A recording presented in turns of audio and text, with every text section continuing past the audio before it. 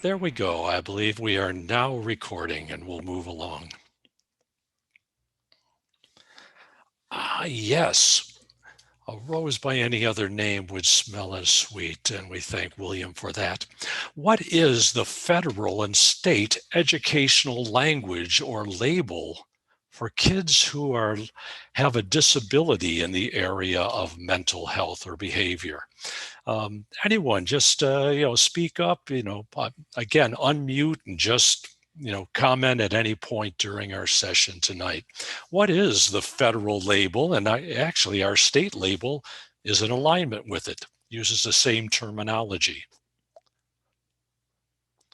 Ding, ding, ding, ding, ding, ding, boom, boom. All right, we are. Oops. It's emotionally disturbed. Or emotional disturbance. Same in New York State. It used to be seriously emotionally disturbed, but the seriously was taken out with the reauthorization of IDEA. The terminology was changed because, gosh, we don't hear seriously learning disabled. We don't hear seriously mentally retarded, another term that's been changed. Now mental retardation is known as, come on, you folks who are in 700.5 with Billy Longsworth or Catherine. Intellectual disability. Thank you very much. Intellectual disability. And the reason being that a lot of these terms become quite negative over time. They become epithets rather than labels that help people understand a condition. The terms idiot, imbecile, and moron, those were different levels of mental retardation. However, people, they came to be negative terms and were done away with. But you may have heard in the schools or in the neighborhood, somebody calls somebody else retarded. And that label that helps us identify the challenge that a youngster has became used in a negative way. And so sometimes terminology needs to change. Certainly our terminology is changing in many ways in our field with terms now like neurodiverse being used for people whose ways of thinking and behaving and emotional states are different from the typical neurotypicals. And our kids have obtained their educational rights the same as the kids in the other 13 categories. There are 14 special ed, special needs categories. We got it on the coattails of other people getting those rights. We have a very strong parental and advocacy group for kids with autism, and they have been able to move the chess piece forward. And we've been able to hang on to it and move forward too. That the disabilities that gain more sympathy or empathy, they're able to win court cases and be advocates for change. And then we say, hey, how about us too? Because our kids oftentimes are not viewed in a positive way, our kids with the label emotional disturbance. So does anybody know any of the criteria for our kids being labeled as emotionally disturbed? And thank you for those of you who put intellectual disability into our chat room. I'll try to attend to that a little more closely now. Anybody familiar with any of the criteria that's in IDEA? What used to be known, well, it was public law, PL 94142, public law, PL 94142. 94th Congress, 142nd bill passed in that year. So one of your quiz questions will be, what's PL 94143? No. Anyone familiar with any of the IDEA criteria, as IDEA was reauthorized in 2004, and then the Every Student Succeeds Act in 2015? I believe one is, thank you, Emily. When the barriers to learning can't be explained by another diagnosis. Yes, you've nailed one of them. And Lauren is saying, I believe one is that their behavior cannot be described by another disorder. Okay, so we're talking about the same thing here. And there's the definition. IDEA, the law, sets forth certain things that have to be done, but then committees get together and they develop the regulations that explain the law and define the law more specifically. So over a long period of time and to a marked degree, and affects the child's educational performance. And here are some of the other criteria. The one that Laura and Emily had mentioned, an inability to learn that can't be explained by other factors. In other words, if it's not anything else, then it's got to be BD by the process of elimination. Probably not the best criteria and most specific, that if we can't identify anything else, we're going to label you emotionally disturbed. Inability to build and maintain satisfactory interpersonal relationships with peers and teachers. What happened to parents? What happened to other folks? The janitor. Inappropriate types of behavior or feelings under normal circumstances. Well, can feelings be inappropriate? I don't know, your emotions? And think of some of our kids who grow up in homes and neighborhoods where there's a different value system, a different behavioral code, and they walk through the schoolhouse door and everything they've been taught is now wrong. But it's inappropriate for the school setting. A general pervasive mood of unhappiness or depression. Well, what about the other extreme? Acting out, overactivity, people who with narcissistic personality disorder who believe that they are just everything to this world and it's absolutely wonderful. And that isn't included in there. And then developing physical symptoms or fears associated with personal or school problems, that one gets the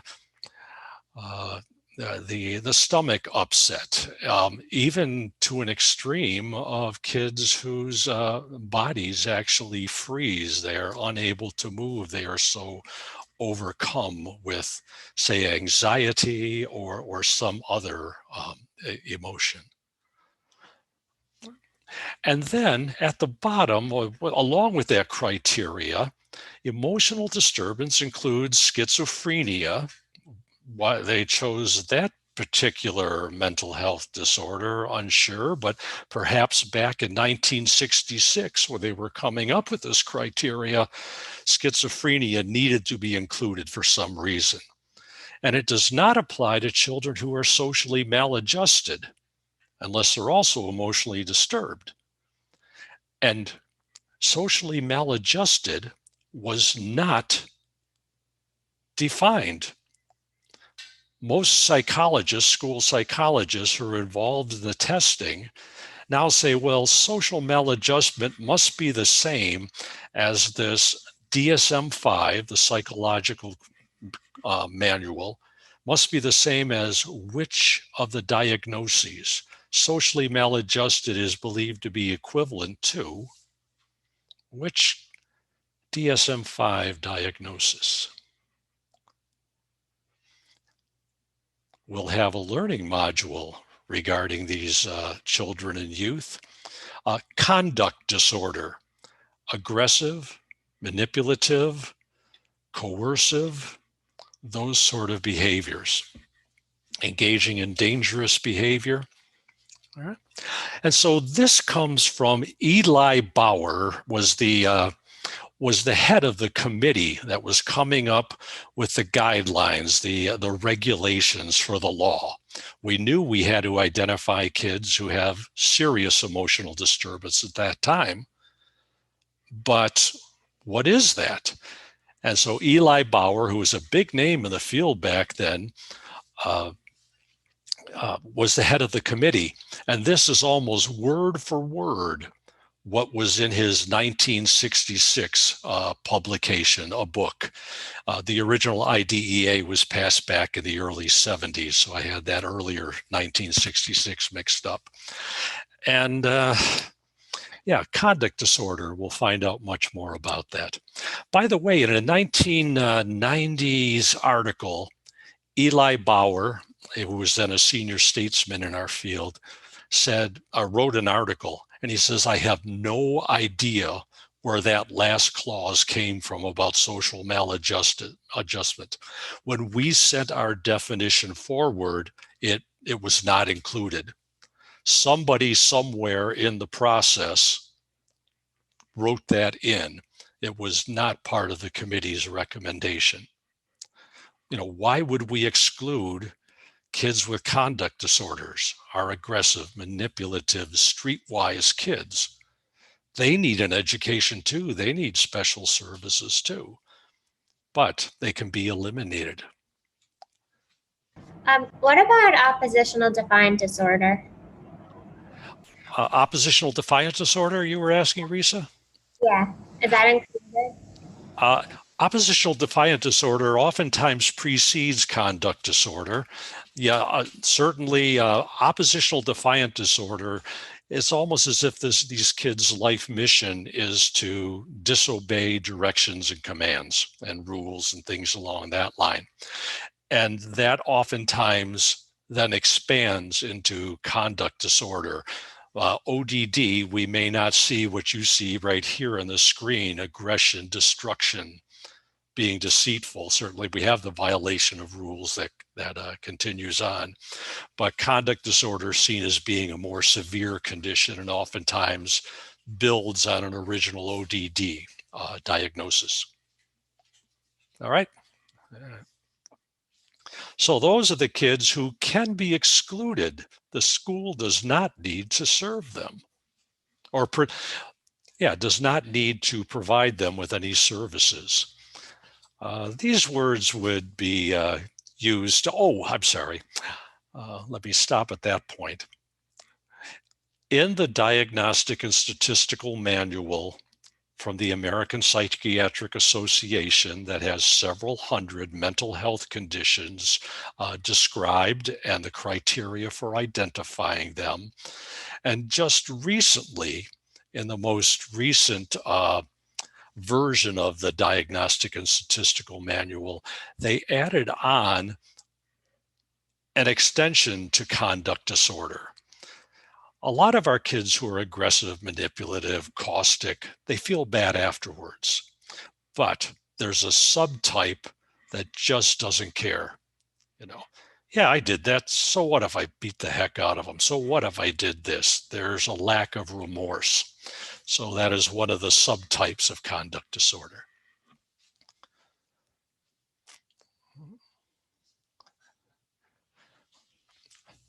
Yeah, and this is a little bit more. We'll study this as we get into our manuals. I don't want to spend too much time on it, but you see some of the characteristics of some of our most intervention-resistant kids. While we have interventions and applications and ways of preventing and handling misbehaviors, our kids with conduct disorder are our most intervention resistant.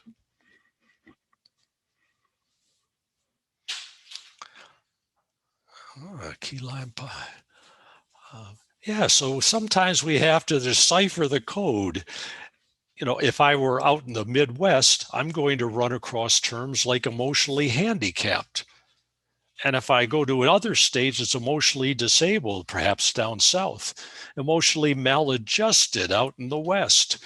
behavior disordered in parts of, upper Midwest. I'm thinking of some different states and my colleagues and the terms they use. So it's important to know that there are a lot of terms that are used in describing our youngsters who the federal law describes as emotionally disturbed. A district can use any label it wants, but when it reports numbers to the state, it has to use the state's terminology. And then when the state reports to the feds, they have to use the federal terminology, emotionally disturbed.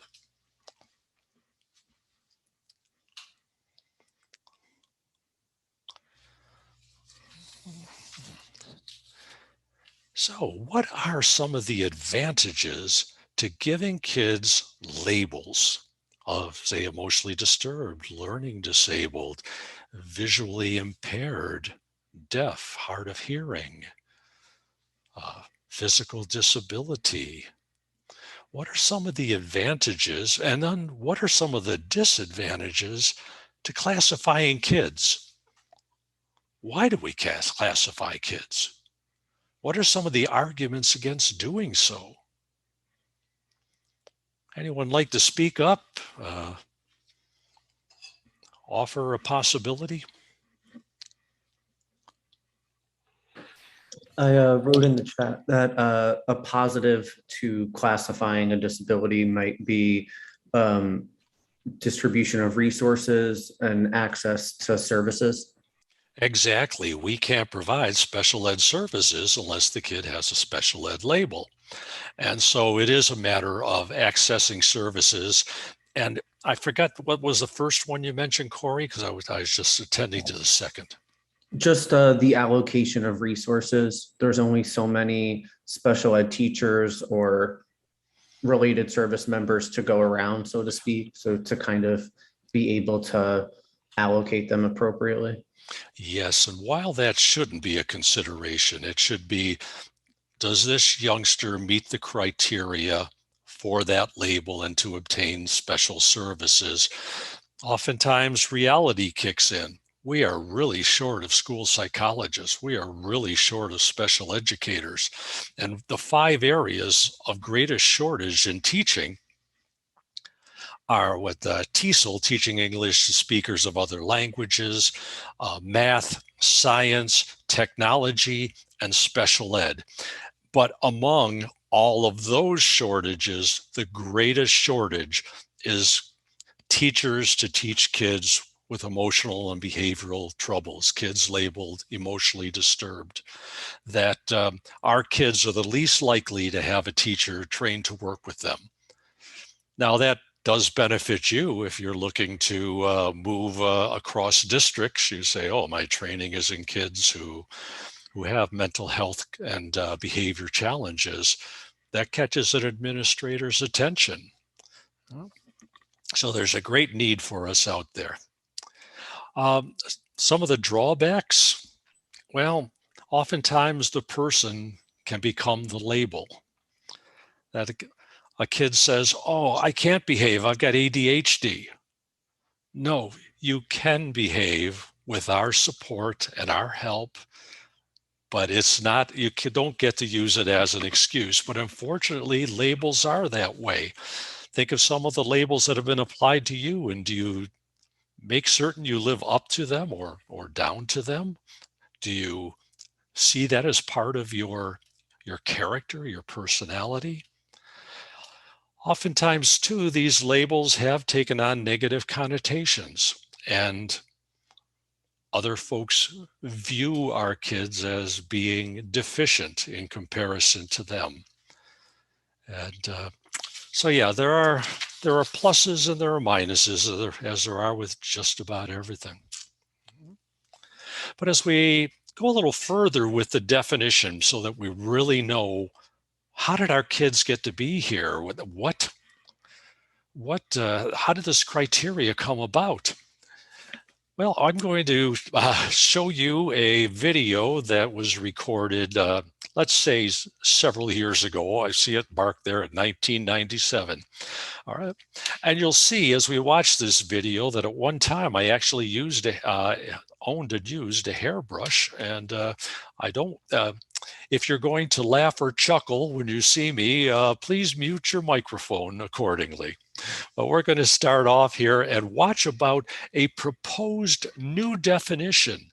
This was something that Steve Furness, who's out in California, he was running the UCLA Neuropsychiatric Institute, and we were working on a committee to promote a new definition for our kids that we thought was more appropriate, and we're going to talk about it here. There was an emphasis last year to try to get this definition going through Congress again, but Congress has taken up other issues, and we're not optimistic of it going through. So first of all, I'm going to ask whether you folks are able to see a video on the screen right now from YouTube. Is it a yes or a no? Someone please let me know with a voice. No, we can't see it. All right, then I need to figure out something here. Ah, there we go. Let's try this.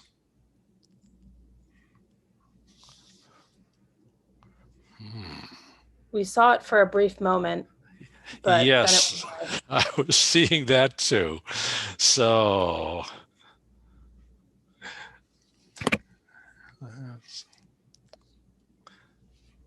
there we go.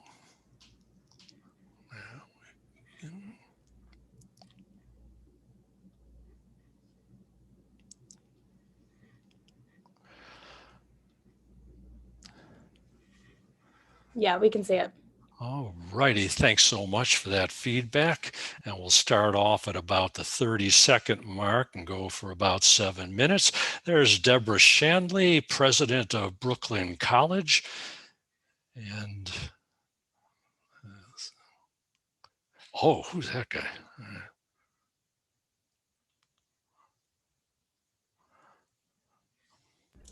We can't hear it. We can't hear it. He's a professor of special education at Hunter College in New York City. All right, I'm seeing that we can't hear it, which means I then go to settings.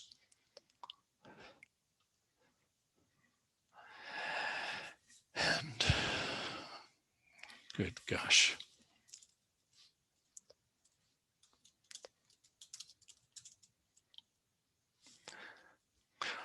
All right, I'm not one to give up easily, but I can see that this is just not going to work very well. So let's go back to the PowerPoint.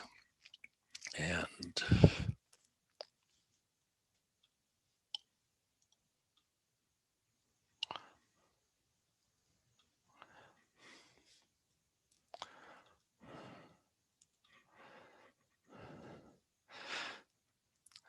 I trust that you folks can hear me and see the image of the slide that says long ago and far away. Am I correct? Yep. Oh, thank you. It's a word I'd lost you folks somewhere along the way. Thank you, Carly. Carly, my apologies.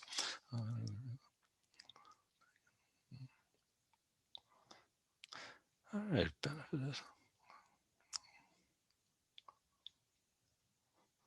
All right, Claudia hit on some of the things we were mentioning in the chat room about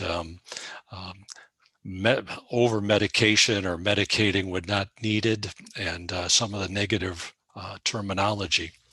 But you folks remember back from SPED 702, or if you're in my classroom management course right now, you're going to know this within the next week or two, that extremes of behavior, not just different, but 2 standard deviations from the mean, far out from average behavior. You can be, a behavior can vary, behavior patterns can vary in one of 6 dimensions. And you'll remember F standing for dimensions of behavior. Let's try frequency. Duration for Just right. D for duration. What was the M standing for? Which dimension of behavior? Which way in which behaviors can differ from each other? That M is for? All right, I'm going to send some of you folks back to 702. Magnitude, the T for topography, the form the behavior takes, that when the youngster calls out an answer, is it with a waving hand? And also considering the magnitude, the volume, the force behind the voice, but the topography is the form the behavior takes. The LA, Latency. thank goodness. Thank you, Angelica. Yes, how long between the stimulus and the response? How long between the direction the teacher gives and the youngster following that direction? The latency between the do it and the youngster doing it. And the LO for? Locus. Thank you yet again. Yes, the locus, the where it takes place, that some behaviors are just fine in certain settings, the gymnasium, but perhaps not or in the lunchroom, but not okay in the classroom. So those are the 6 dimensions of behavior that we think about. And is that dimension, the way the youngster expresses it, 2 standard deviations from the mean or the average? That's a 701 concept.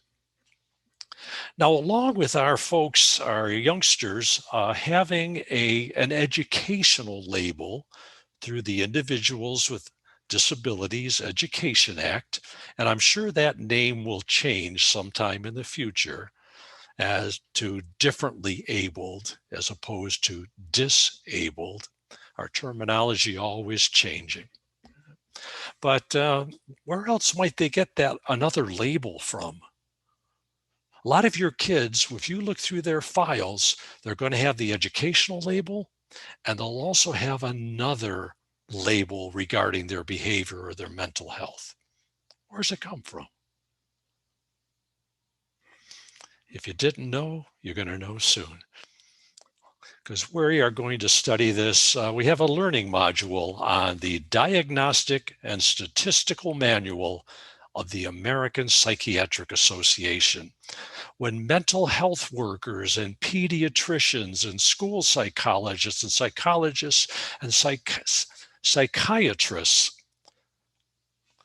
diagnose somebody and say they have a certain condition, that condition, the label, is based upon criteria in the Diagnostic and Statistical Manual. And gosh, we had the original DSM manual, which they're not able to show here. Not many of those around anymore. But you see the skinny one at the top, the second one, and then the third revision. And then DSM-3 had a revised edition, and so did the 4th edition. But anyhow, they call it DSM-5 now, and you see they're using an Arabic numeral instead of a Roman numeral. That they're finding a lot of folks don't know Roman numerals, and so it's time to go to the Arabic ones. And if you were walking down the Bowery just a few years back, you would have seen this storefront. I'm not sure what the message was they were trying to convey, but it was written on the front of some doors. If anybody walks down there now and happens to see this storefront, see if they've changed it to DSM-5. Now the DSM-5, that the Bible of the psychiatric profession, is very popular. It's used. It is used exclusively in the United States and Australia. But just about everywhere else in the world, they're using something different, or they're combining it with the Diagnostic and Statistical Manual. And so this ICD-10, and I can see I need to update this slide. We now have the ICD-11, is used in places like the UK, Canada, Mexico, other places.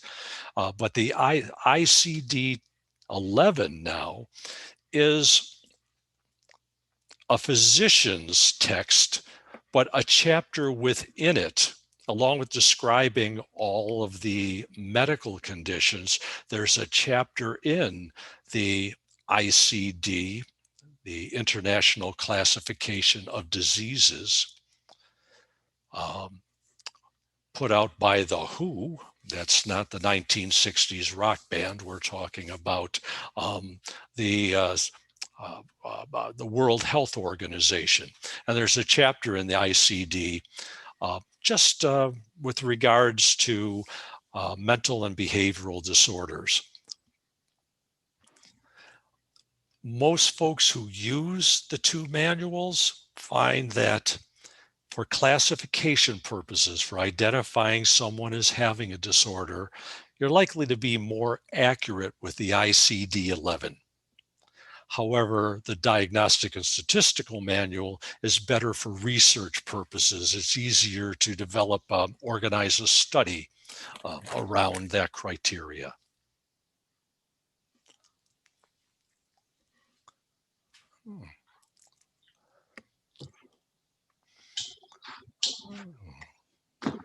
Yep, some of the things we've already mentioned about. We're in the 6th version, given all the text revisions, the TRs, a couple of those. The old system was very difficult for clinicians to use. There were different axes, and you had to classify kids on different spectrums and bring it all together. Nowadays, it's been made much more simple for clinicians. And another, as they update the Diagnostic and Statistical Manual, they are recommending to clinicians that they take cultural differences and common cultural traits into consideration when you're making a diagnosis, that behaviors can be acceptable and appropriate in some groups, but not when it comes to middle-class American culture. And so it's important to consider that. The cartoon image on the right there seems to be a rephrasing of one of Einstein's famous quotes, that if you judge everybody on the same criteria, it just isn't fair. Or to make it fair, you have to consider variations on the theme. And as much as they've attempted to make the DSM more approachable and comprehensible to everyone involved, including us, there are a lot of books out there that try to bring it down into everyday language, and published also in other languages.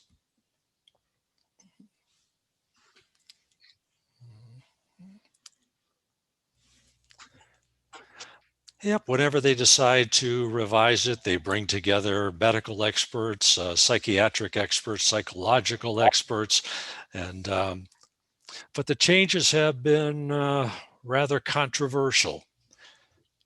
The main criticism of this psychiatric manual is it's not bringing in new neurological findings. With all the brain scans and CAT scans and everything that can be done now to see what's really going on in the brain, the DSM isn't considering that. It's just looking at behavior, the actions that a person shows.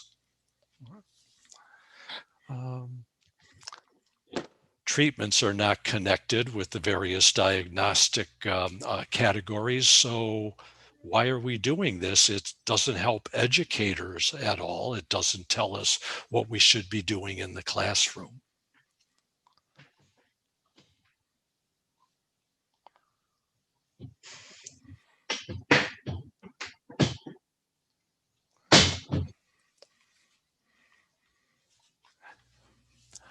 In the latest edition, which came out, was it 6 years ago, something along that line, there were some familiar disorders that we hear about that, our kids, we know they have that label.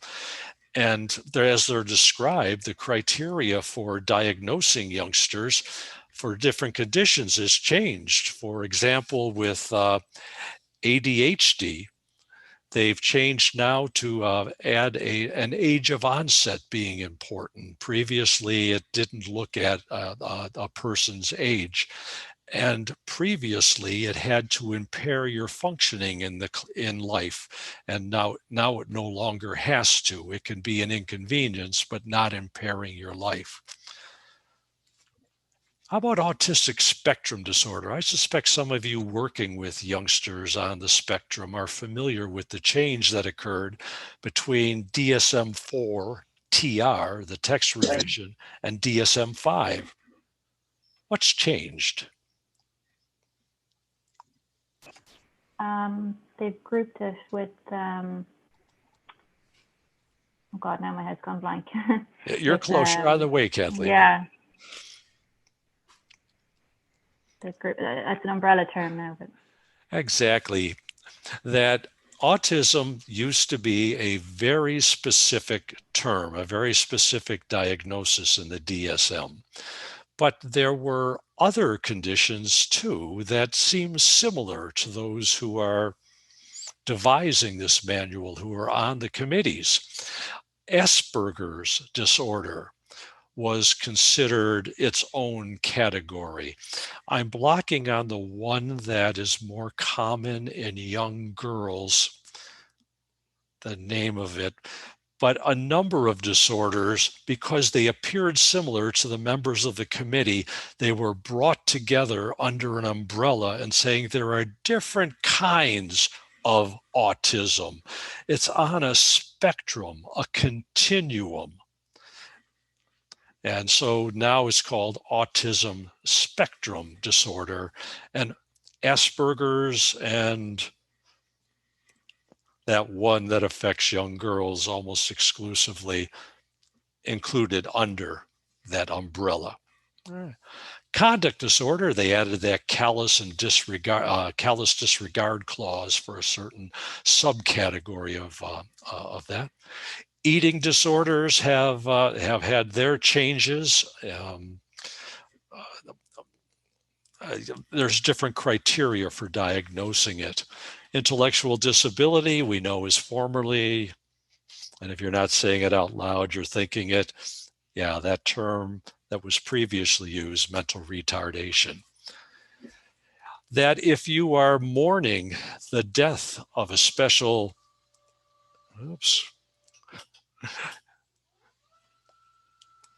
one of these adjustable desks. If you are mourning the departure, the death of somebody or a pet that was very special to you, that we're not going to label you as having a major depressive disorder. We're going to say, hey, that is part of life, that there's a hole in your soul, there's something missing, and we have to process this over time. It's when it continues on for a long extended period of time, we say, let's diagnose you and get you into therapy for that. All right. Although people may choose to engage in therapy even without being diagnosed.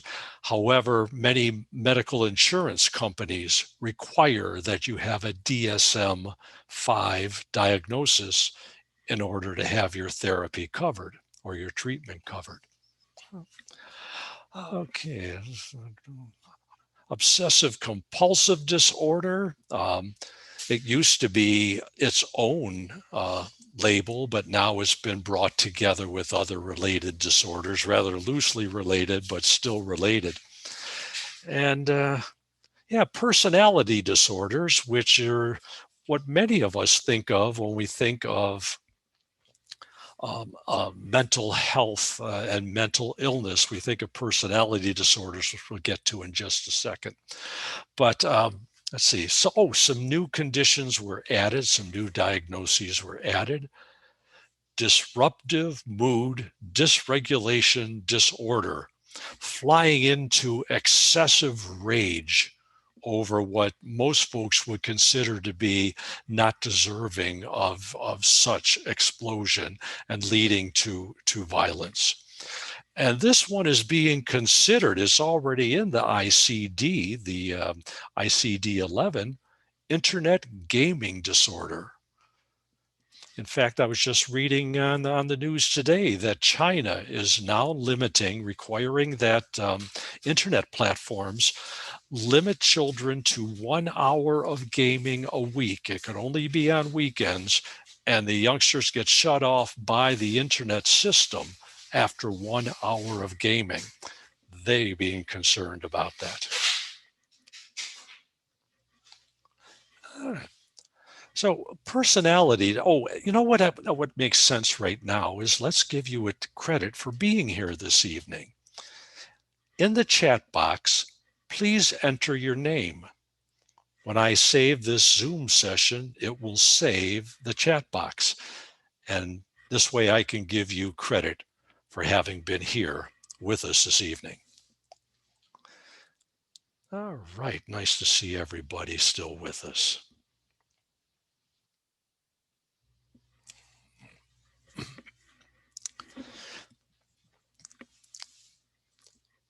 You'll recognize some of these disorders that are off in the left sidebar there.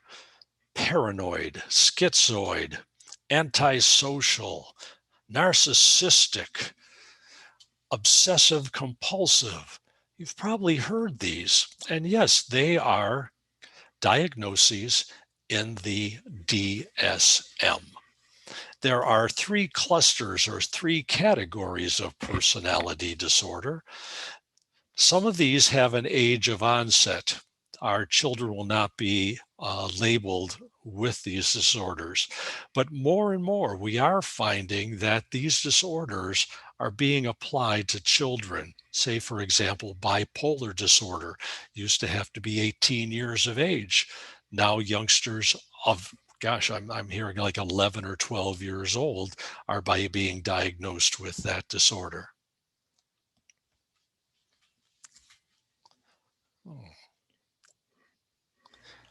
Yep, 10 of them split into 3 different clusters. And some of the characteristics, this is not DSM criteria, this is the simplistic explanation of the DSM criteria for diagnosis. Assuming that others are talking about me, are plotting against me. It's not paranoia when they really are after you. We might be walking down a hallway and see a group of people talking and say, oh, there's a group of people talking. Somebody with the paranoid disorder would think they're talking about me. So a difference in perception.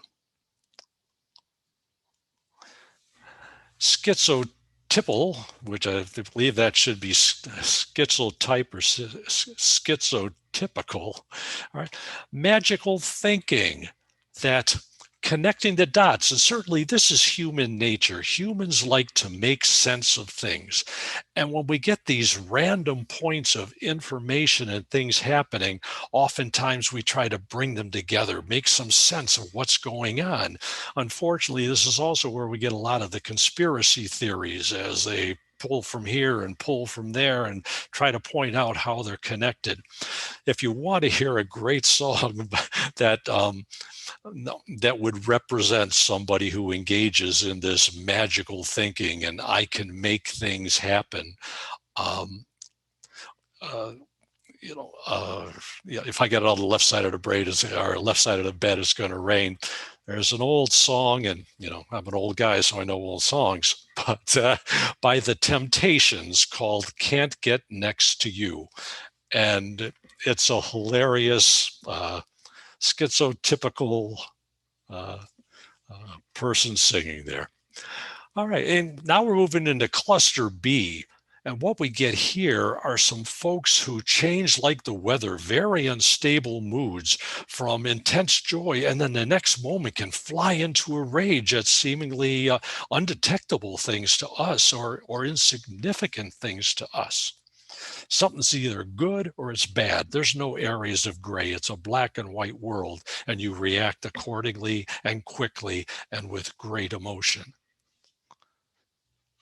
I know we've all heard of obsessive compulsive disorder, the need to control one's environment more, just to relieve anxiety and fear, believing that if you have routines and you're orderly and you're perfect, that you'll get rid of a lot of that fear or anxiety.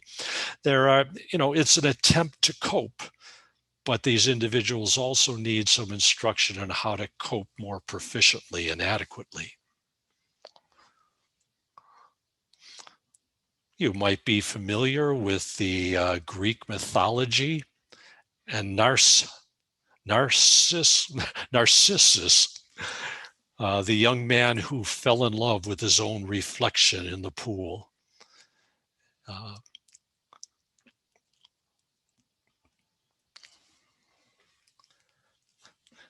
And here is an everyday terminology description of the DSM-5 category. A person has extreme feeling of self-importance, a sense of entitlement, needs to be admired. And you could read it, or don't let me read it to you, but do breeze through there.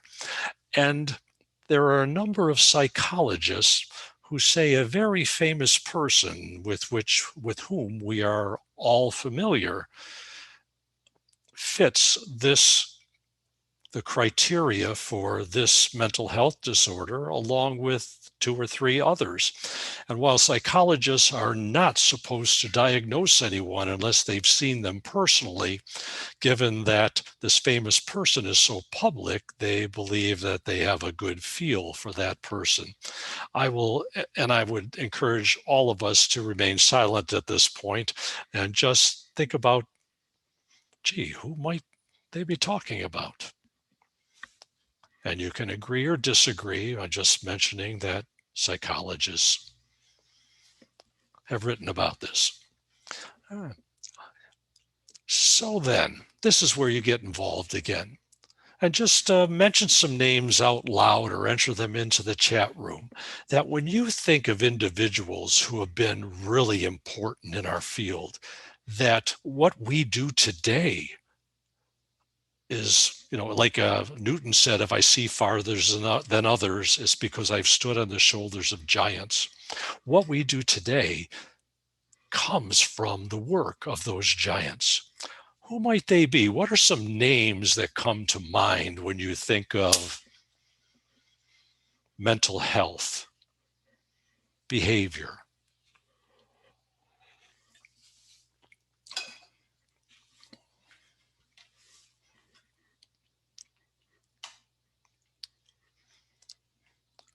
How about Burris Frederick?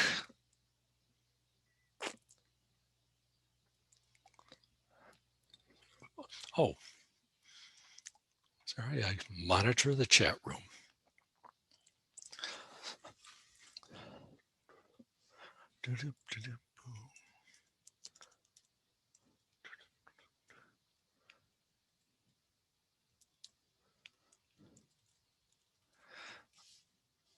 I'm having a little trouble getting past the names here, so please excuse me while I peruse the chat room.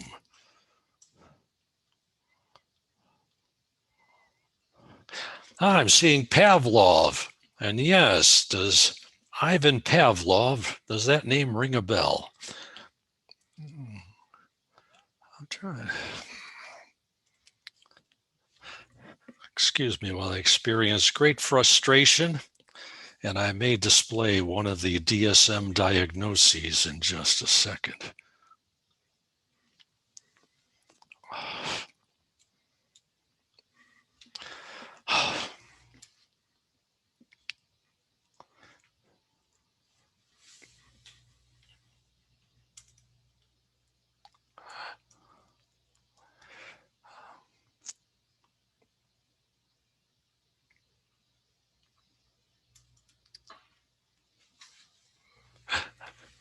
All right, I think I found something here, and thank you for waiting.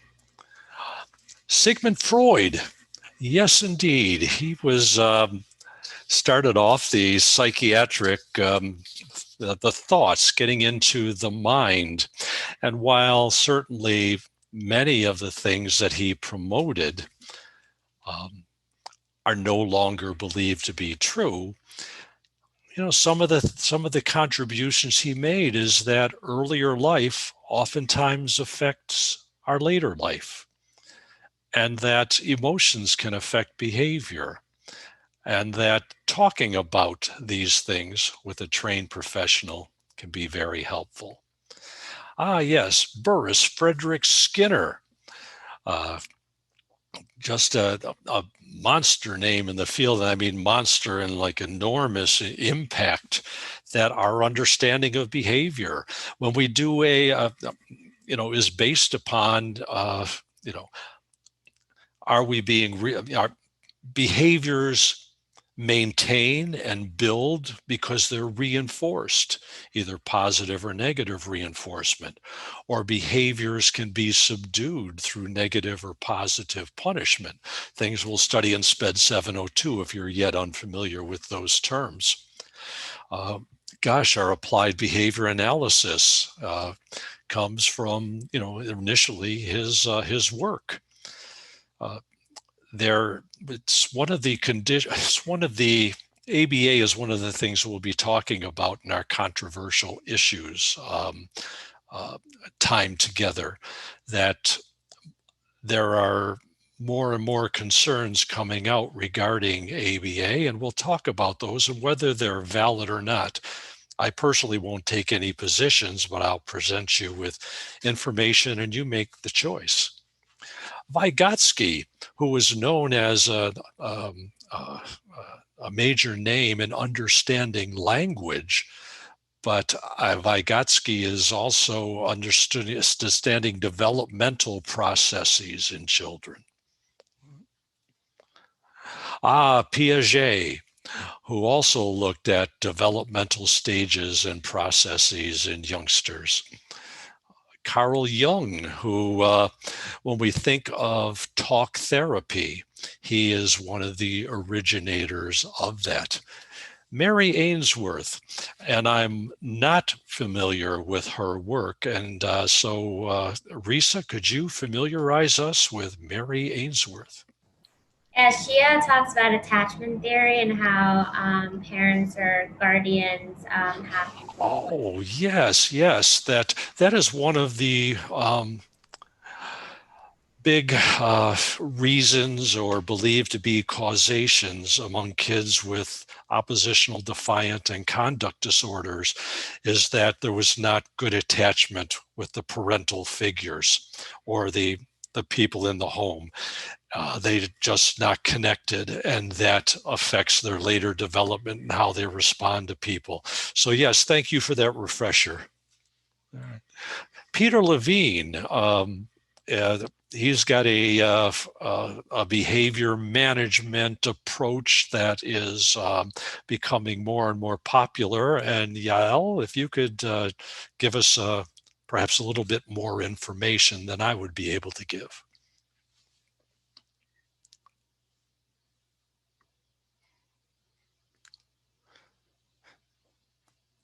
All right, then I guess we will. You can Google that. There are so many approaches out there, but this is I'm just blocking on the name of it. Alfred Binet, who we tend to think more of working with blind and visually impaired, but also the intelligence testing, the Stanford Binet test. Binet worked with a group at the Stanford University of California at Stanford and developed an intelligence test. If I'm misrepresenting any of our big names, please feel free to chime in, or if you would like to add some additional information. There's Pavlov again. Mara was mentioned or identified Albert Bandura, who just passed away a month or two ago. Very, very recent passing. And you'll remember his experiments with the Bobo doll, that they had kids behind a one-way glass that looked into a pre-K or a kindergarten room that was empty. And one of the experimenters would walk in and hit this this inflatable doll with the weight at the bottom that you push over and it pops right back up again. That would hit that Bobo doll with a hammer, lay it down, leave the room. They'd let the kid in the room. Does the kid go to the kitchen area? Does he go to the book area? No. Goes right for that hammer and hits the Bobo doll. And in our in one of our modules, in fact, I believe the second one we'll be poking our noses into, you'll be able to find out more about his social cognitive model that he believes explains how behaviors develop, how they're maintained, and how they are built. I am completely unfamiliar with Eve and Paul Ekman, and y'all, you've mentioned them again. If you're around, please let us know a little bit more about them. Temple Grandin, who she is on the spectrum, ASD, and she is a big advocate for very humane treatment of individuals who are autistic, works with animals to comfort them. Very big name in the field of autism. The monkey and the doll and the feeding procedure. Oh, yes, yes. I'm blocking on the experimenter's name. Oh. All right. Well, Kathleen, if you want to chime in and refresh my memory. Ah, there we go. Thank you, Yael, for telling us about Peter Levine, for those of you who are going into the chat room. And in fact, as soon as I do, I lose everything in the chat. There we go. He speaks about trauma is stored in the body and can be released by movement and working with trauma. We are going to have a couple of in-person sessions regarding ACEs, Adverse Childhood Experiences, what was formerly known and is still known as childhood trauma. Yeah. And ways of assisting our youngsters and through trauma-informed teaching. And perhaps we'll find out more about Levine's movement. Yep, Temple Grandin. Ay, caramba. Oh, yeah.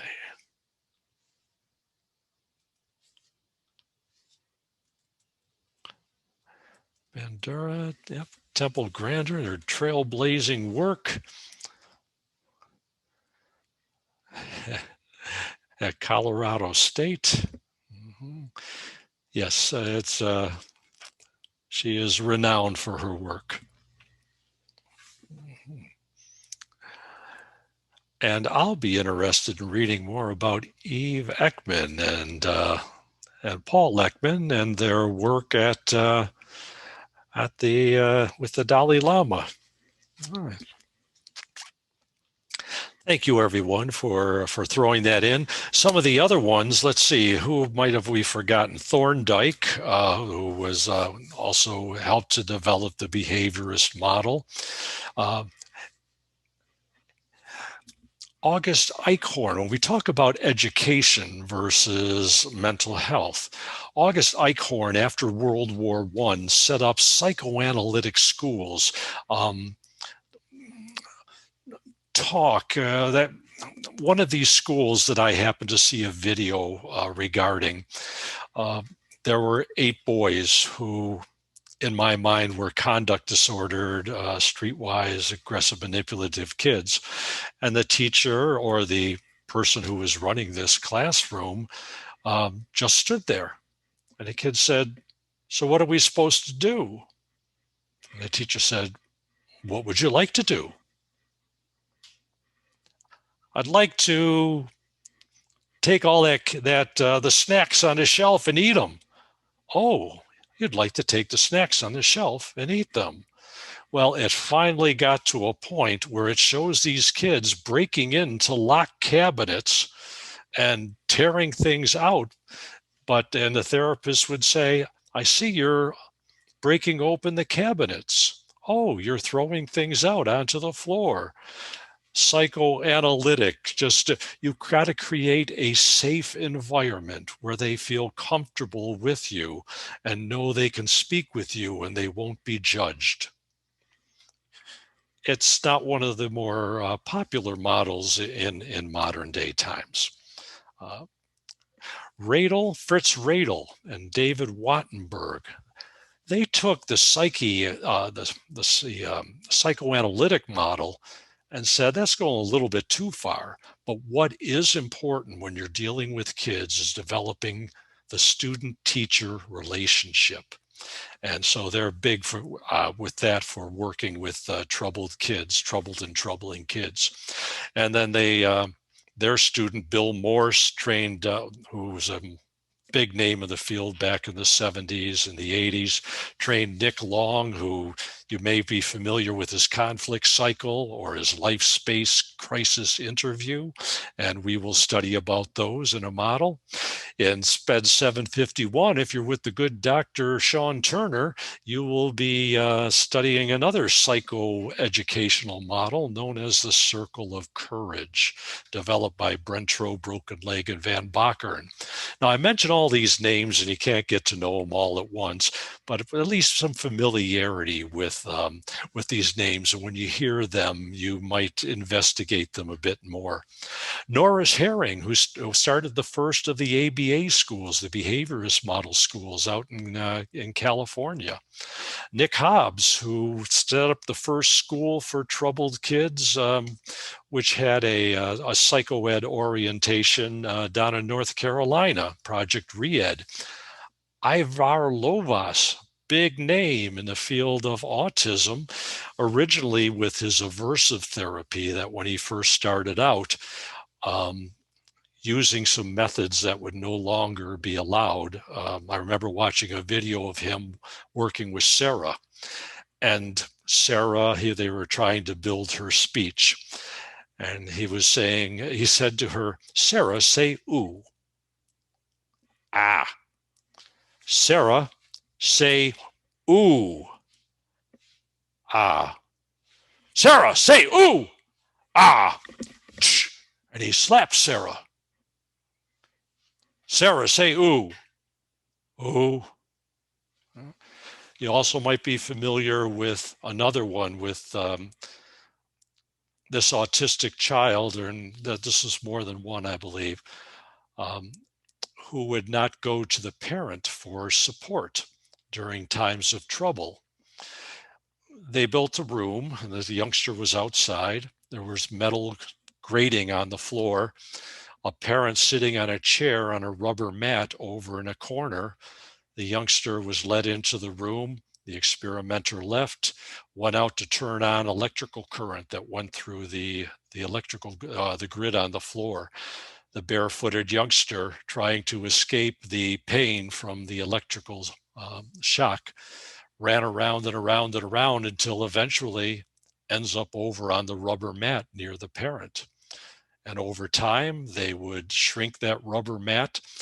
The youngster would get the idea as soon as he was placed in the room, get over there quick, and getting up on mother's lap. Ivar Lovaas changed away from this aversive thought into very positive things with kids with autism. And thank goodness we benefit from his more positive interventions.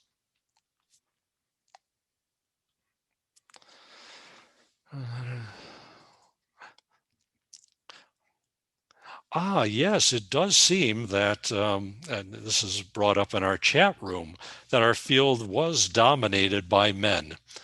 And yes, historically speaking, no doubt about it. Certainly, Mary Wood was a very big name in the early childhood special education with kids with emotional and behavioral issues.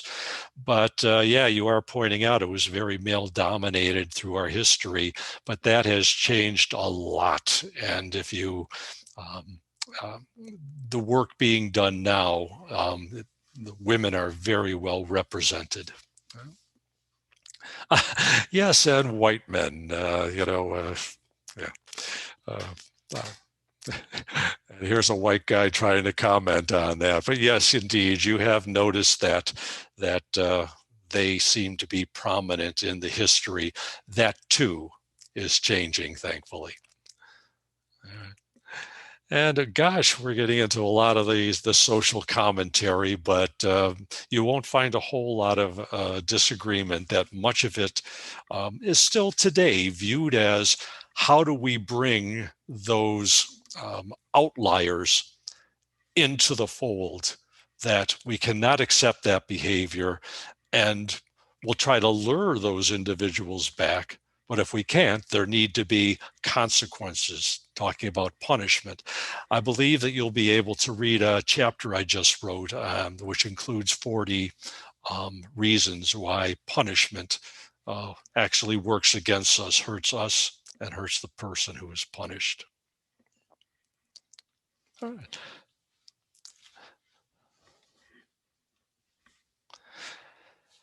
So which behaviors are likely to get a youngster referred for intervention? You can enter that in the chat room, but also feel free to speak up at any time. When we think about the pre-referral stage, where we're concerned about this youngster's actions, and so let's call in that school-based support team that is going to observe and offer some suggestions to the teacher, the gen ed teacher, to try to help this youngster fit in better and show more school appropriate behavior. And if that doesn't work, we may go through the RTI process, another controversial, you wouldn't think it is given what we knew up to just about 2 years ago, but RTI, I'm going to leave that for our time together, that it has become controversial. And if that doesn't work, our attempts to help out the youngster, then we would refer for special ed, engage in a functional behavior assessment. What is the function, the reason, the cause, the drive behind that behavior? Because if we're going to build a replacement behavior to take its place, it has to meet the same need, or else the kid would say, why am I going to switch out when it doesn't meet a need that I have? And it has to meet that need to at least the same extent, or the youngster would say, why would I change my behavior to show that one when there's less payoff, when there's less reward, less reinforcement, in our words? I see the chat room is active. Yes, non-compliance. That when we issue a direction, when we have a routine, when there's a rule, we expect it to be followed. And if it is not, and again, we might look at the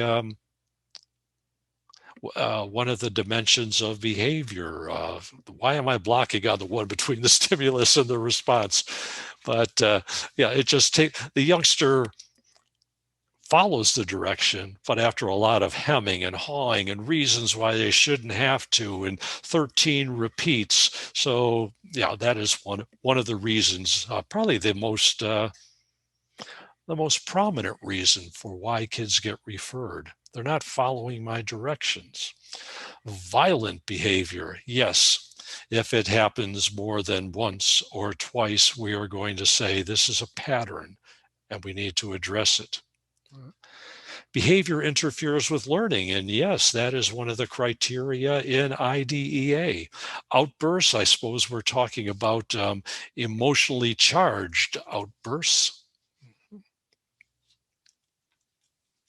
Aggressive behavior. Yeah, the period of time is important with this.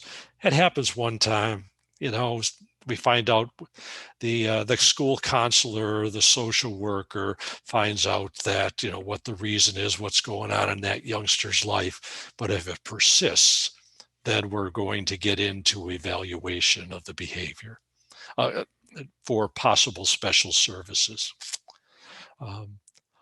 Yes, indeed, as Emily's mentioning here, that it is the externalized behaviors that tend to get the kids referred for special ed.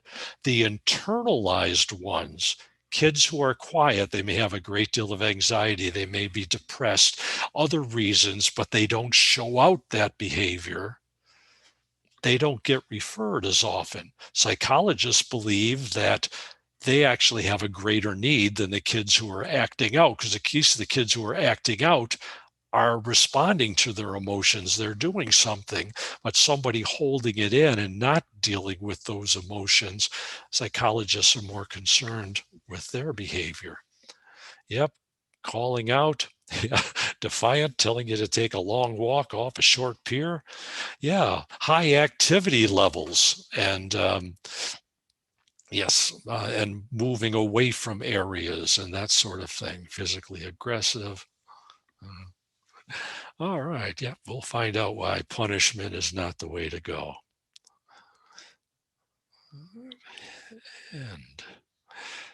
And I see a link here to bonfire.com, real social skills in SCIRT. I will go to that after our class has concluded. Find out what that's all about. All right, so we conduct, our youngsters who already have a label of emotionally disturbed, have had an FBA, a functional behavior assessment conducted, and there's a special part of their IEP, their individualized educational plan, that deals just with behavior, the BIP, which you folks know as the Behavior Intervention Plan, full of positive instructional supports for helping kids make better behavior choices. There are some kids, though, if their violence were to get out of hand and they're at risk for, we may actually send them to an IAES, an interim alternative educational setting. That if a youngster cannot stay in our school for any number of reasons that usually have to do with violence, drug possession, things along that line, they can be sent to another setting for up to 45 days. And that setting is supposed to be working on whatever behavior they showed so that when they come back, it's no longer present. Typically, the way it's done, though, in reality is that these youngsters are just sent to another school, just to a different neighborhood. And unfortunately, those things aren't addressed. So the difference between policy and law and what oftentimes happens.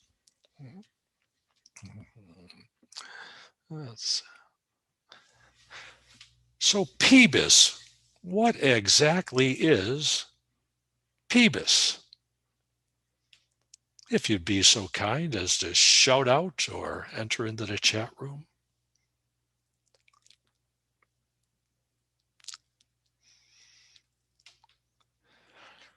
Oh, I'm going to have to talk with Professor Longsworth about this. I know it was offered in SPED 700.5. But I see a couple of folks, it is coming back. Yes, positive behavior interventions and supports. It is the national movement that is required by, if you're going to get federal funding, a school or a school system, they must have a PBIS system in place in their schools.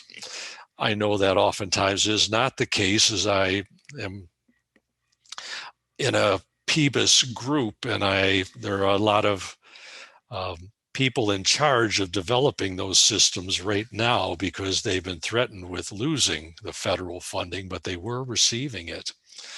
You're probably familiar with this triangle. You've seen it before, that when we are working with behavior,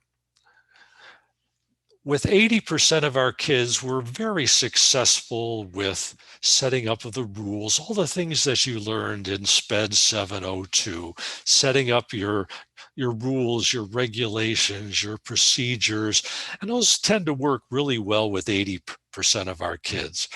But then there's 15% of our kids, the second tier of the PBIS model, where we're saying, for these youngsters, we're going to have to provide them with some extra supports, that what we're doing with everybody isn't really working with them. For this group, we're going to need to perhaps do some pull out or some group activities or something, some role playing to help this youngster fit in with the other 80%.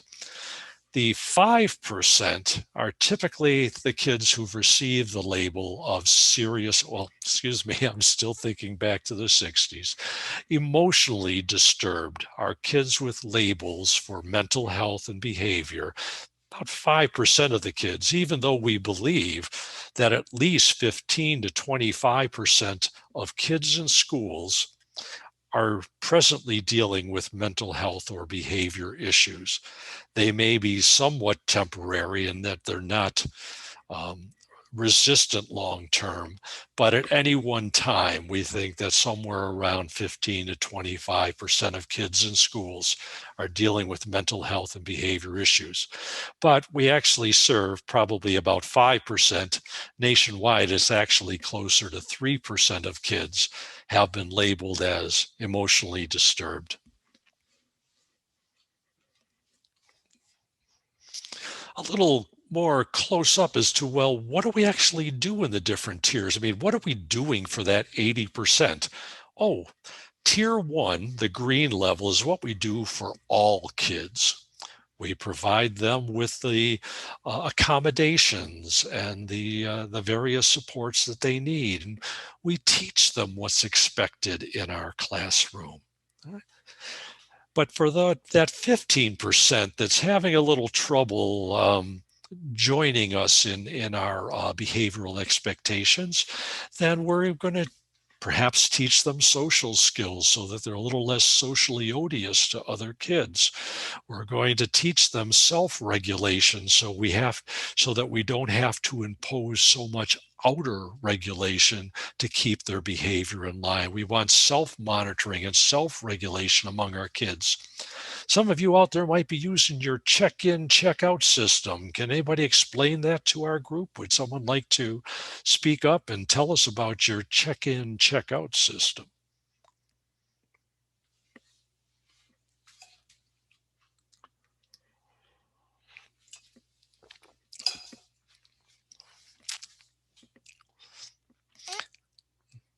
All right. Well, for a large group of our kids, we have them before school starts for the day. They stop in to see a mentor. It may be a counselor, it may be with other kids, and having that small group, which is oftentimes the case for tier 2 kids. But it's the mentor, the counselor, the lunch monitor who isn't yet starting is getting some extra pay, but somebody the kids can relate to. They meet with that person, and the person, the mentor would say, well, how are things going today? And, oh, how about that issue that we were dealing with yesterday? And just taking the emotional temperature of the youngster and making sure that youngster is ready to move into the school day.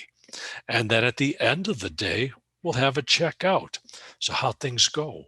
I know you were working on this behavior in Mr. McGillicuddy's class. How did it go? Okay, so check in, check out. Because kids are more likely, we're finding this out in general, to feel attached to the school if they're doing something to benefit it, or they're less of a hazard to the community if they're involved with the community. We try to get them involved in volunteer efforts. They can get rid of the graffiti on the outside of the school. They can join a trash pickup group, but they get thanked for their work. And it's also a chance to meet with the youngsters and talk with them about things while they're benefiting the community, and the community thanks them in various ways. And then there's our kids for whom it is intensively targeted, our highly resistant kids. And this involves individual work with them. Many of these kids are in self-contained classrooms. That was most of my career, teaching 10 to 13 kids labeled seriously emotionally disturbed at that time, emotionally disturbed now. And I'd say most of those kids, if not all of them, were conduct disordered. And so we are doing intensive social skill training, what is now called social emotional learning, because it involves more than just the teaching of the actions of socially interacting with others. And yeah, the individual behavior management plans, having contracts and token systems and things along that line. So the PBIS model, which we will also be looking at more intensely than in SPED 700.5. Oh, a little bit more of some of the things that we do for kids at the various levels.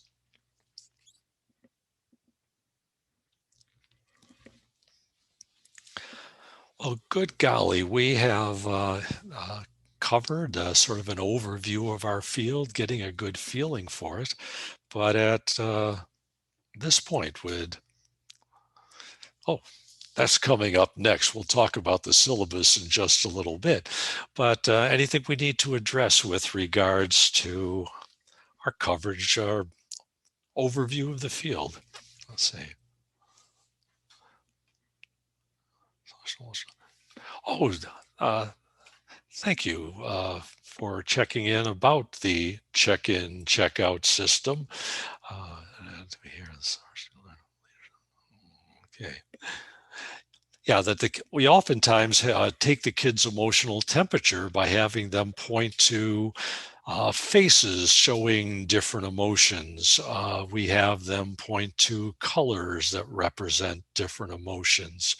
And so, yeah, that would be an example of checking the kids' emotional temperature, the check-in and the check-out.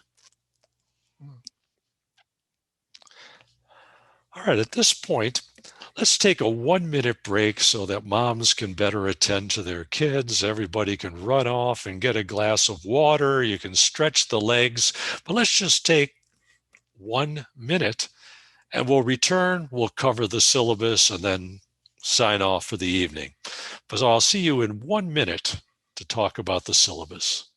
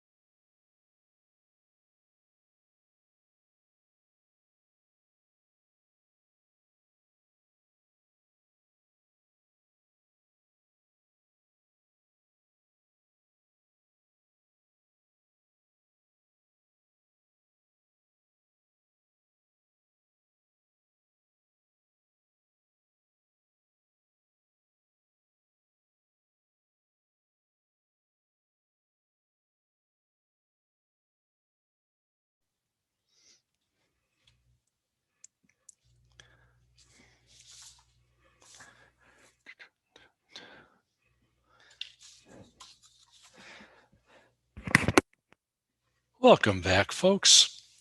I hope that you have a syllabus available to you so you can follow along and make some notes. If you're on your computer, well, like right now, or you can access Blackboard and click on our syllabus and call it up as a Word document.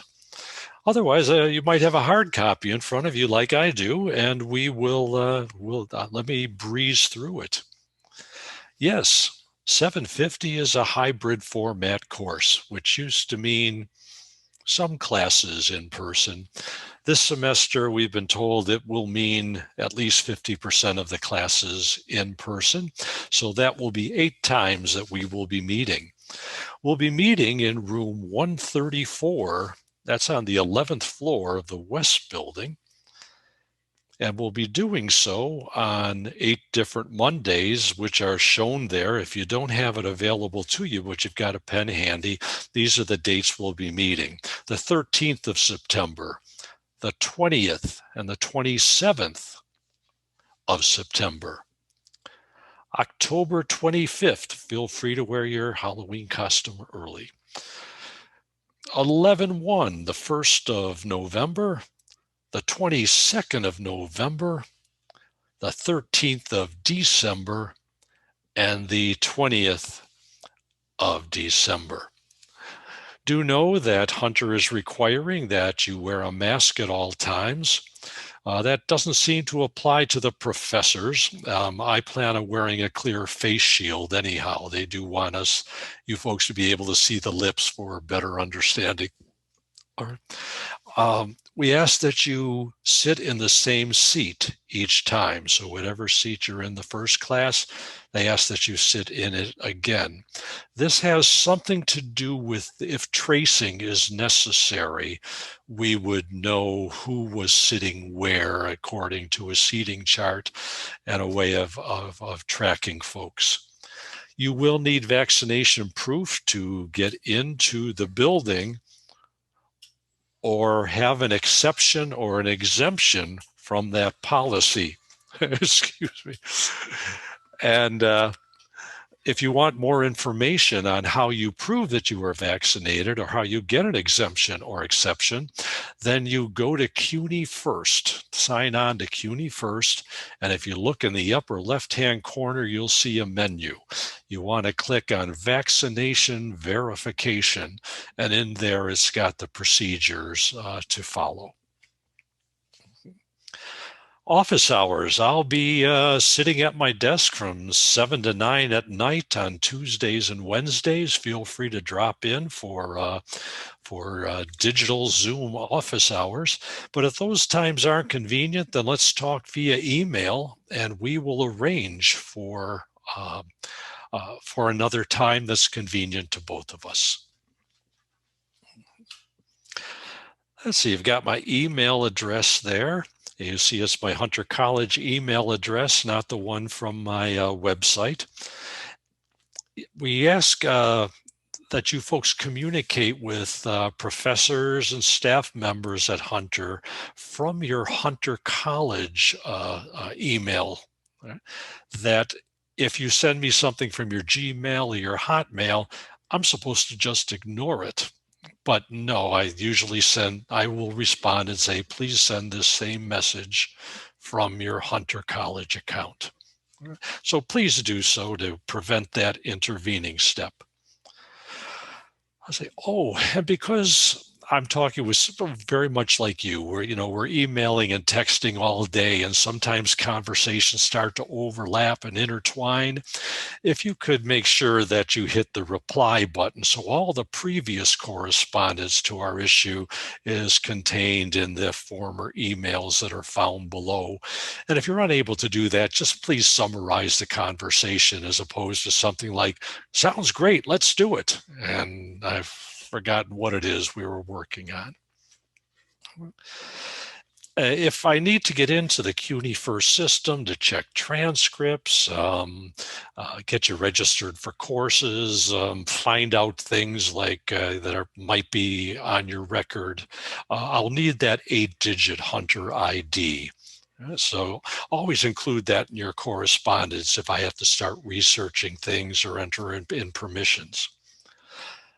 I'm hoping that all of you are signed up for the BD program Blackboard site. On that BD program Blackboard site are the answers to every question that Professor Klein, my colleague, and I have ever been asked.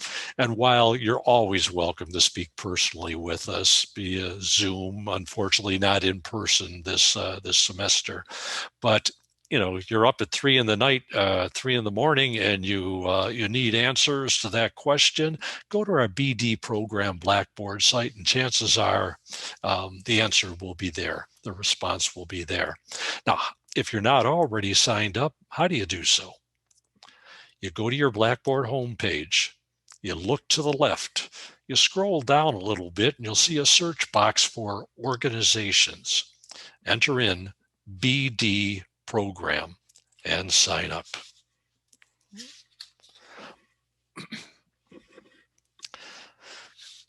Gosh, we are going to cover all sorts of things, and we have certain objectives and goals that align with our profession and with the School of Education conceptual framework. I'll let you read through that rather than reiterating what's already there, even though I used to work for the Department of Redundancy Department, and I do enjoy reiterating points. Let's see. Let's move on to the third page of the syllabus, where you'll see the course assignments and exams. And there's a whole lot of points that can be earned in this course, and you can improve your point total with bonus points. But 2,220 points. If you follow the guidelines on the rubrics, you will do very well. I will be attending to those rubrics over the next week to be sure all of the criteria is indeed correct. But the first thing you can do to get some points into your total is a personal posting. Tell everybody about yourself. What do you like to do in your spare time? And what are you doing right now for employment if you are employed? Are you a teacher? Are you working somewhere else? What are your hobbies? What are your interests? Where have you traveled to? Tell us anything that gives us a good feel for who you are. And we would love to see a photograph, but some folks are afraid they'll draw a mustache on them or something. And so, you can upload any photo that represents you. It could be the home you hope to live in someday, your a picture of your hometown where you came from, but something that is part of you. And if we don't get to see your smiling face.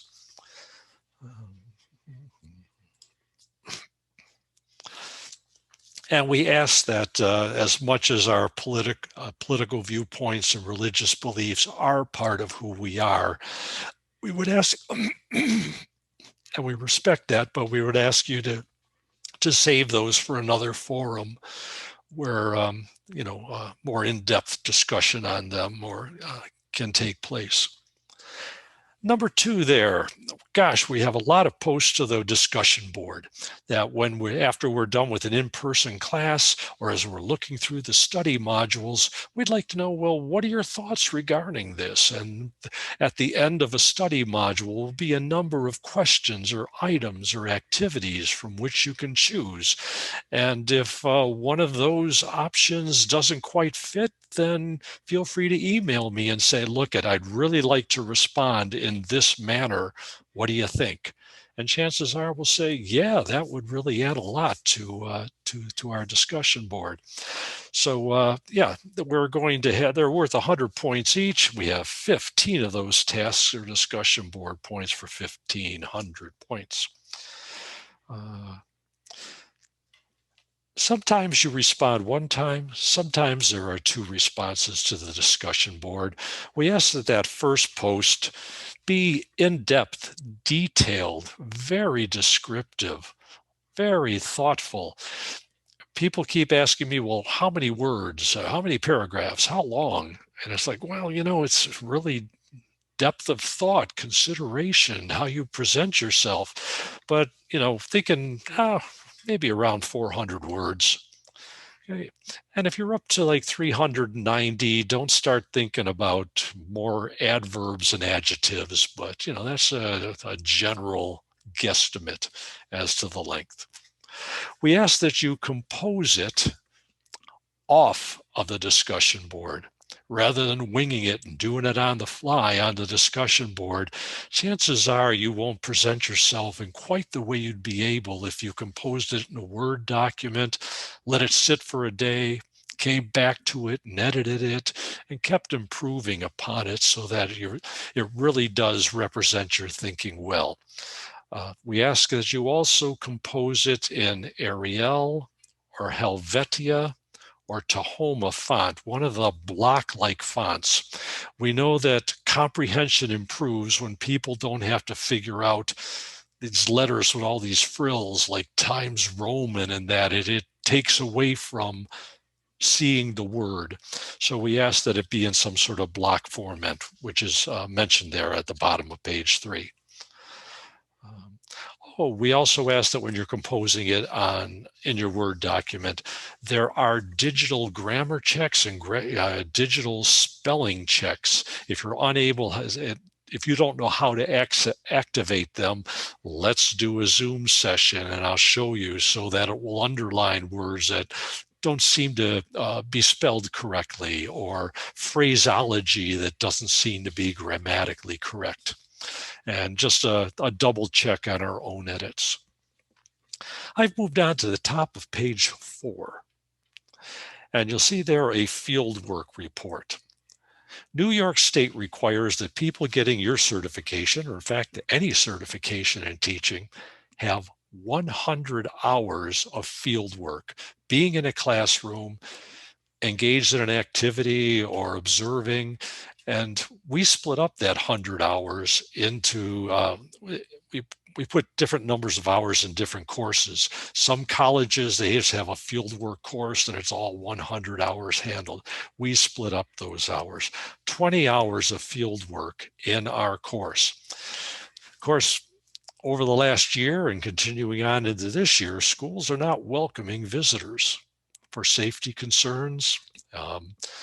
They're not welcoming us. So if you are in a school, that's great.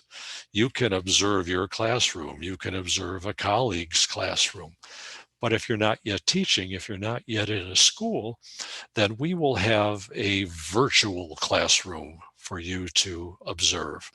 And all of that will be on our website, our Blackboard site.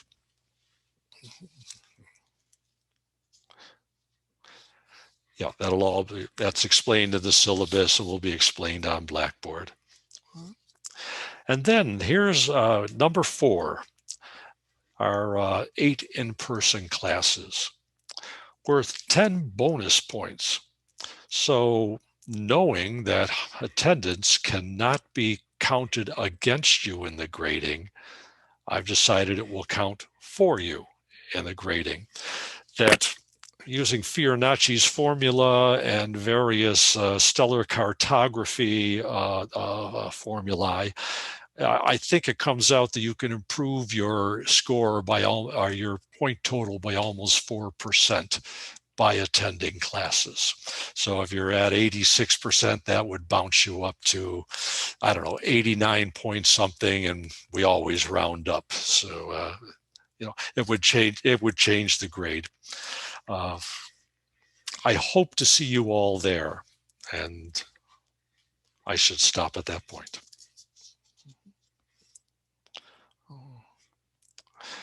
We ask you to arrive on time, realizing that arriving on time may mean arriving early to Hunter, especially if you're getting an ID card. Do we have to fill out the Everbridge app when we go in? Is anybody familiar with that who's been to Hunter? Okay. Previously, when I went in there during the summer, my kid and I were doing a New York City jaunt, and trying to find a bathroom in New York City is not easy. So we ran off I took the subway to Hunter, and they made us fill out, have we seen do we have a fever? Have we been around anybody? That sort of thing. But I guess that's no longer required.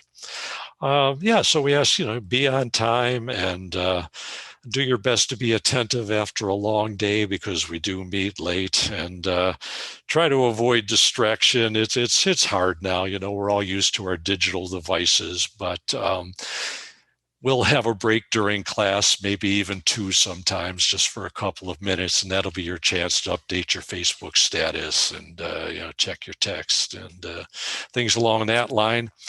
If I see somebody looking down into their lap and chuckling, I know one of two things is happening, both inappropriate for the classroom, and I will then ask you to leave the classroom to finish that important task.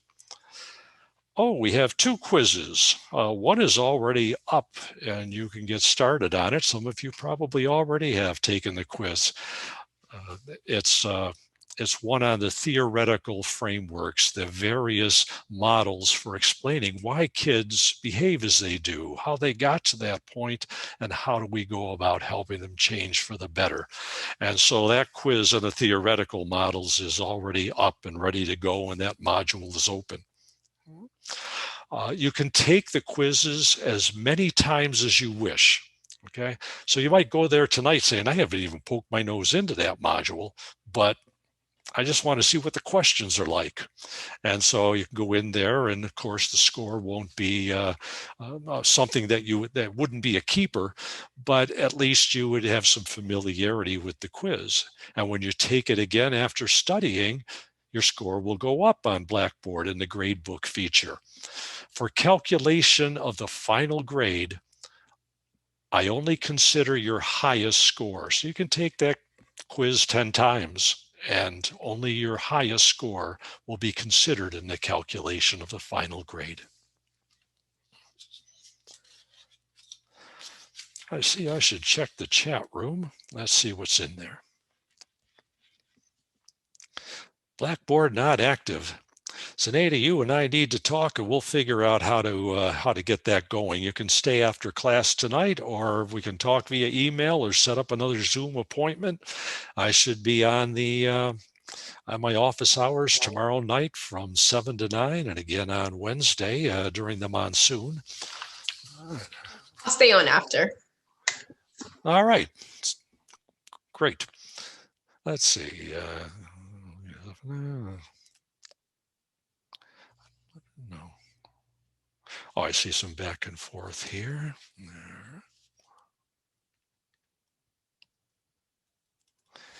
All right, if I don't address your concern, because operating the chat box is all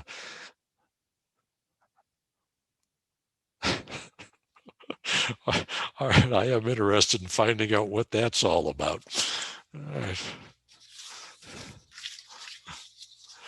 Okay, I've now moved on to the schedule of classes. We have a 2-page table, a grid. Actually, it's 3 pages that tells what's going to go on each week. And sometimes it isn't meeting synchronously at that moment. It's a task for that particular week. And tonight, now you see there that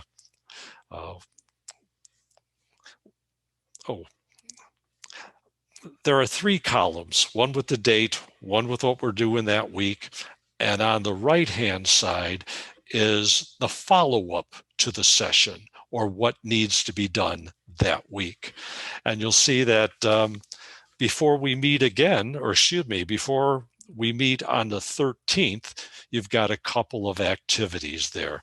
Posting an initial response on a discussion board, replying to a classmate by certain dates in order to get that full 100 points. And we'd like you to do so, but usually it's on a Sunday night by 9 p.m. because I know many of you are teachers, and I don't want a tired teacher in front of the kids the next day. So I don't want people up at midnight and 2 in the morning when they've got to instruct the youngsters the next day. Let's see, and yeah, just what's due each week. Any questions, stop by during my office hours, or we'll arrange another time, or we'll correspond via email. I typically respond on the same day and within a couple of hours to emails that come in. That's my life. All right. Gosh, all these different topics, understanding aggression and ACEs, childhood trauma, ODD. And then on the 22nd, we'll talk about some of the issues that are popping up in our field, especially neurological findings. Brain scans are really shedding a different light onto behavior and mental health. Concerns regarding treating humans in respectful manners is taking on increased importance in our field. It's always been important, but now it's affecting certain approaches. Gosh, we have an overrepresentation of certain groups of kids, more than we would expect given the numbers in the school. And there is a prominent explanation, but there might be some other factors that we're finding out in the literature. Are certain things in the DSM really mental health conditions? Again, that neurological input that we're getting. And some of you who are working with kids with sensory issues, oftentimes kids on the spectrum, there's the very popular model called the polyvagal nerve theory. And that has become very controversial with neurological findings that are popping up. All right, so we've got a whole lot ahead of us, but it is interesting. The neat thing about this course, at least for me, is that I learn as much as I teach. Getting on the discussion board in person, these Zoom sessions, I was learning a lot at the beginning and then orally, and then our chat room took over. And so we've covered the overview. We've looked at the requirements for this course. Your syllabus goes on. There used to be a syllabus with 1 or 2 pages. Now there are about 20, 22 pages as we add in all these things. But what we haven't yet covered this evening, you can find in our syllabus. If you have any questions regarding it, please feel free to contact me. But they're the things that we see in every syllabus, and chances are they've been covered, but always available to talk with you about them. I just thank you for being here for the 2 hours that we've been together, and I will continue to stay as long as people want to chat or have an issue. I just looking forward to meeting you in class, hopefully, and just moving through the semester with you. So adios. Thank you, Professor. All righty. Thank you. Auf Wiedersehen.